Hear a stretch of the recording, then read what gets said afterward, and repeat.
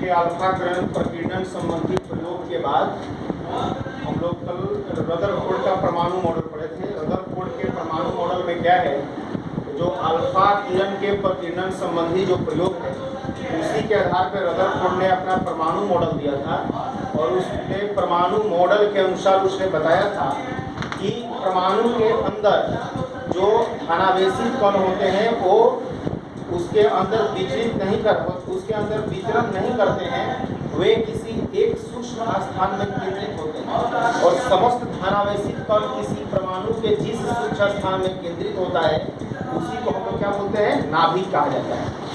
इसके बाद उसने अपने परमाणु मॉडल में बताया था कि किसी भी परमाणु के नाभिक में दो चीज उपस्थित रहता है, एक समस्त धनावेशित कण उसके नाभिक में उपस्थित रहता है, इसको हम लोग प्रोटॉन नाम दिए, प्रोटॉन धनावेशित कण है, और दूसरा उस परमाणु का समस्त द्रव्यमान उसके नाभिक के अंदर उपस्थित रहता है, और जिस नाभिक में समस्त द्रव्यमान और प्रोटॉन उपस्थित रहते हैं उस नाभिक की त्रिज्या 10 के पावर -15 मीटर होती है। इसके बाद ऋणावेशित कण जो इलेक्ट्रॉन होते हैं वो नाभिक के चारों तरफ वृत्ताकार कक्षाओं में चक्कर लगाते रहते हैं, और वे जिस कक्षाओं में चक्कर लगाते रहते हैं तो परमाणु का जो साइज दिया गया है कि परमाणु कितने साइज का होता है, तो परमाणु का साइज 10 के पावर -10 मीटर की कोटि का रदरफोर्ड के द्वारा बताया गया। इसके बाद बताया गया कुछ भी परमाणु जो ये इलेक्ट्रॉन जो है किसी भी नाभिक के चारों ओर वृत्ताकार पथ पर परिक्रमा करते हैं, और हम जानते हैं कि किसी भी पिंड को वृत्तीय या किसी भी कण को वृत्तीय गति करने के लिए उस पर उसके केंद्र की ओर, वृत्त के केंद्र की ओर अभिकेंद्र बल का लगना आवश्यक है। बिना अभिकेंद्र बल का वृत्तीय गति करना संभव नहीं है। इसलिए अभिकेंद्र बल, यहाँ पे जो इलेक्ट्रॉन नाभिक वृत्तीय वृत्ताकार गति करते हैं नाभिक के चारों ओर, इनको अभिकेंद्र बल, इसके केंद्र की ओर लगने वाला बल कहाँ से प्राप्त होता है? वही कहता है कि प्रोटॉन में धनावेशित कण होते हैं जिस पर पॉजिटिव चार्ज होता है, इलेक्ट्रॉन इसके चारों तरफ चक्कर लगाता है जिस पर ऋणात्मक आवेश होता है, और इलेक्ट्रोस्टैटिक्स में कूलम्ब का नियम कहता है कि विपरीत आवेशों के बीच आकर्षण का बल लगता है।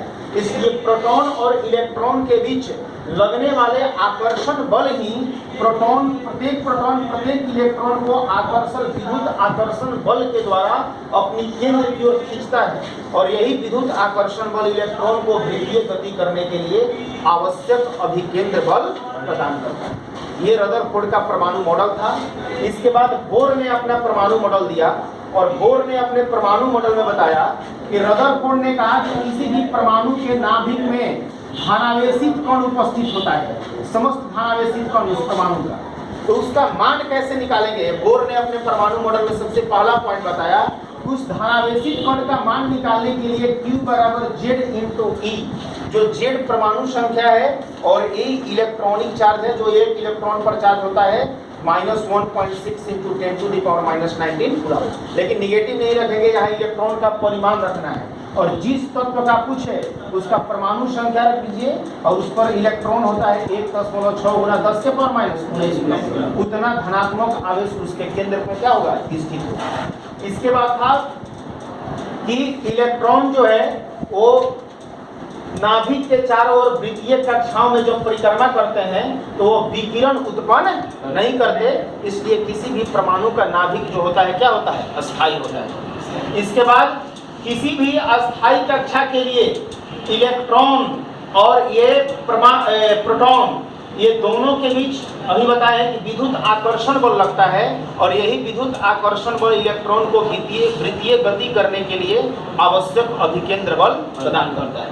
और इसके बाद एक सबसे महत्वपूर्ण जानकारी बोर के द्वारा दिया गया, जैसे रदरफोर्ड ने बताया था कि कोई भी इलेक्ट्रॉन किसी भी कक्षा में घूम सकता है, लेकिन बोर ने बताया कि नहीं, कोई भी इलेक्ट्रॉन उसी कक्षा में घूम सकता है जिस कक्षा में उसके कोणीय संवेग का मान h/2π के पूर्ण गुणज के मान के बराबर होता है।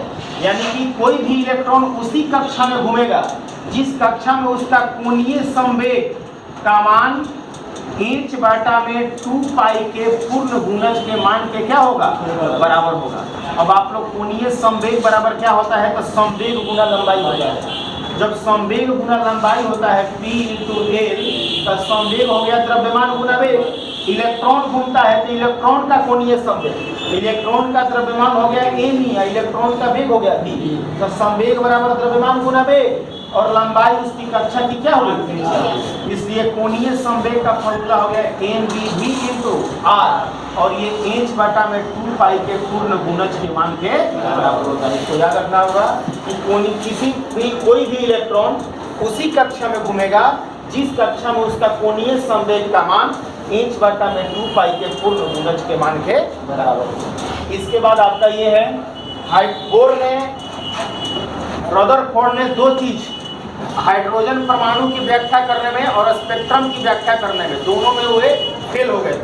तब रदरफोर्ड ने ये नाभिक और इसके सारे स्ट्रक्चर के बारे में बताया, और बोर ने हाइड्रोजन स्पेक्ट्रम के संबंधित अपना एक सिद्धांत दिया, जिसको बोर का हाइड्रोजन स्पेक्ट्रम का बोर सिद्धांत के नाम से उसको जाना जाता है। उसने बताया कि चूंकि हाइड्रोजन में एक इलेक्ट्रॉन होता है और एक प्रोटॉन होता है, हाइड्रोजन की परमाणु संख्या 1 है, इसलिए समस्त धनात्मक आवेश उसके केंद्र में स्थित रहता है। तो धनात्मक आवेश यहाँ जो है उसको प्रोटॉन बोलते हैं। एक इलेक्ट्रॉन इसके चारों तरफ नाभिक के चक्कर लगाता है। ये दोनों के बीच की दूरी या कक्षा की त्रिज्या मान लीजिए r है। जो इलेक्ट्रॉन चक्कर लगा रहा है चारों तरफ, वो उसका वेग v है और उसका द्रव्यमान क्या है, m। तब हमको आप जानते हैं कोई भी इलेक्ट्रॉन, अभी बताए हैं कि बोर ने बताया कि या रदरफोर्ड ने, दोनों ने बताया कि कोई भी इलेक्ट्रॉन वृत्तीय गति क्यों करता है, क्योंकि प्रोटॉन और इलेक्ट्रॉन के बीच विद्युत आकर्षण बल लगता है। इसलिए वही विद्युत आकर्षण बल इलेक्ट्रॉन को वृत्तीय गति करने के लिए आवश्यक अभिकेंद्र बल प्रदान करता है। इसलिए अभिकेंद्र बल का ये फॉर्मूला है m × v²/r। mv² होता है, m माने मास ऑफ इलेक्ट्रॉन, और दो आवेशों के बीच, एक प्रोटॉन और एक इलेक्ट्रॉन, प्लस और माइनस के बीच लगने वाला विद्युतीय बल का फॉर्मूला हो गया 1/4πε0 Q1 × Q2। तो ये पॉजिटिवली चार्ज है और ये नेगेटिवली चार्ज है, तो E × E, और दोनों के बीच की दूरी का ये क्या है, स्क्वायर हो गया, r का स्क्वायर। तब यहाँ से r कैंसिल हुआ, तो mv² बराबर 1/4πε0 E²/r। अभी बताए हैं कि कोई भी इलेक्ट्रॉन उसी कक्षा में घूमेगा जहां कोणीय संवेग का मान h बटा में 2 पाई के पूर्ण गुणज के मान के बराबर होगा। तो mv × r बराबर n × h/2 पाई।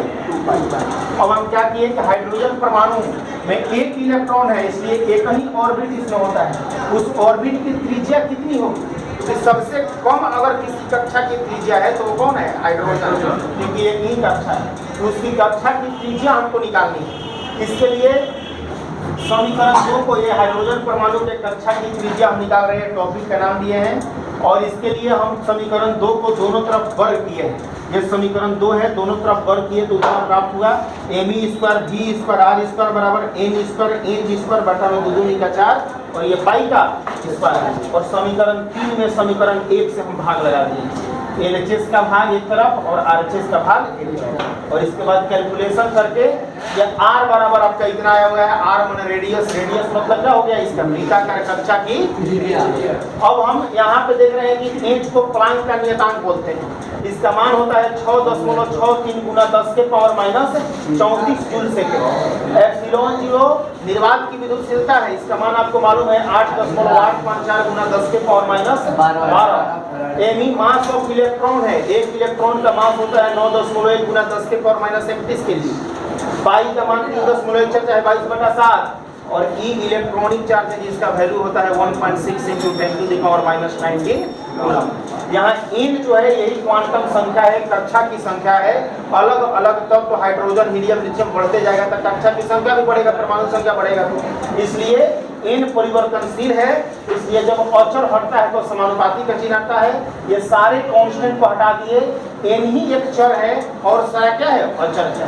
n का मान पर बदल सकता है, इसलिए त्रिज्या जो है वह किसी भी संभव कक्षा की त्रिज्या जिसमें इलेक्ट्रॉन घूम सकता है, वह कक्षा की संख्या के वर्ग के क्या होता है, त्रिज्या समानुपाती होता है।